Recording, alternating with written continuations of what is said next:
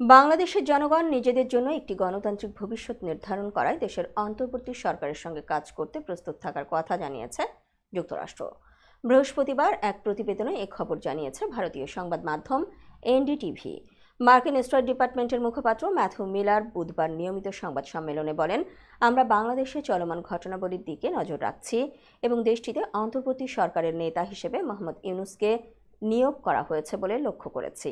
তিনি আরও বলেন, আমরা মনে করি অন্তর্বর্তী সরকার বাংলাদেশের দীর্ঘমেয়াদী শান্তি ও রাজনৈতিক স্থিতিশীলতা প্রতিষ্ঠায় গুরুত্বপূর্ণ ভূমিকা পালন করবে। এদিকে স্টেট ডিপার্টমেন্টের একজন মুখপাত্র পিটিআইকে বলেছেন, অন্তর্বর্তীকালীন সরকার সংক্রান্ত সব সিদ্ধান্তে গণতান্ত্রিক নীতি, আইনের শাসন এবং বাংলাদেশি জনগণের ইচ্ছার প্রতিফলন থাকা উচিত।